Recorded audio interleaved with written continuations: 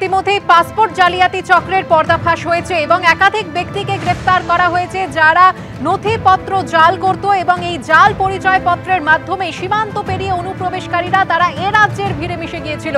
ঠিক যেমনটা নুরুল ইসলাম যে এপারে এসে হয়ে গিয়েছিল নারায়ণ অধিকারী, কিন্তু কিভাবে ওপারের নুরুল এপারে নারায়ণ হলো? জাল নথি চক্রের রহস্য ভেদে নুরুলকে হেফাজতে নিল বারাসাত থানার পুলিশ। বিস্তারিত জানবো, কথা বলবো আমাদের প্রতিনিধি সমীরণ পালের সঙ্গে। সমীরণ, কি জানতে পারছো? এর আগে বারাসাত থানার পুলিশ বারাসাত আদালতে আবেদন জানিয়েছিল যে রফিকুল ইসলাম এবং নুরুল ইসলাম ওরফে নারায়ণ অধিকারীকে তারা নিজেদের হেফাজতে চায়। কেননা তারা প্রাথমিক জিজ্ঞাসাবাদে দত্তপুকুর থানার পুলিশকে জানিয়েছিল যে তাদের বাংলাদেশ থেকে এদেশে আসার পর নথি তৈরি করে দিয়েছিল সমীর দাস। সেই কারণে সমীর দাস কিভাবে নুরুল ইসলামকে নারায়ণ অধিকারী তৈরি করলো তার উত্তর জানতে চান তদন্তকারীরা। সেই কারণে নিজেদের হেফাজতে সে আবেদন জানিয়েছিল।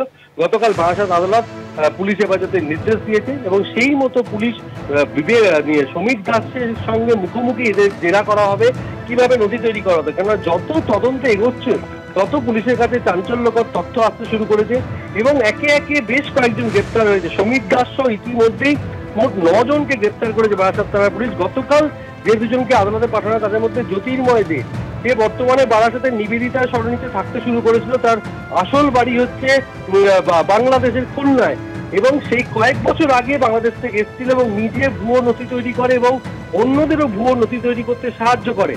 এই তদন্তে যেটা জানা যাচ্ছে, রূপক মণ্ডল থেকে শুরু করে বেশিরভাগই যারা গ্রেপ্তার হয়েছে তারা প্রত্যেকেই বাংলাদেশ থেকে এসছে এবং বেশি দিন না, খুব অল্প সময়ের জন্য তারা বাংলাদেশ থেকে এসছে। এসে নিজেরা এদেশে নথি তৈরি করেছে এবং অন্যদের নথি তৈরি করছে এই চক্রটা। প্রাথমিকভাবে যেটা জানা যাচ্ছে, সমীর দাস ইতিমধ্যে 1000-এরও বেশি বাংলাদেশি নাগরিকদের এদেশে পরিচয়পত্র তৈরি করে ফেলেছে।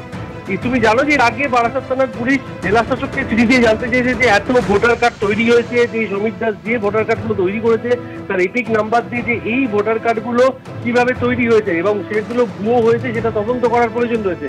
তার পাশাপাশি পাসপোর্ট দপ্তরে এই ভোটার কার্ডের নাম্বার এবং আধার কার্ডের নাম্বার দিয়ে জানতে চাওয়া হয়েছে এই ধরনের ভোটার কার্ড এবং আধার কার্ডের নাম্বার দিয়ে কোনো পাসপোর্ট তৈরি হয়েছে কিনা, অর্থাৎ ভুয়ো পাসপোর্ট তৈরি হয়েছে কিনা জানতে চাওয়া হয়েছে। কিন্তু যেটা দেখা যাচ্ছে যে এই যে দলটা যারা কাজ করতো, সুব্রত বিশ্বাস এবং তমাল হালদারের বাড়ি থেকে আধার তৈরির সমস্ত যন্ত্রাংশ উদ্ধার রয়েছে এবং যে লিঙ্ক বিবেক বেরাকে পাঠানো হতো পশ্চিম মেদিনীপুর থেকে, যাকে গ্রেপ্তার করা হয়েছে, এই দুজনকে গ্রেপ্তার করে নিজেদের হেফাজতে নিয়েছে পুলিশ এবং পুলিশ মনে করছে যে এদের জাল গোটা রাজ্যে এমনকি কলকাতাতেও ছড়িয়ে রয়েছে।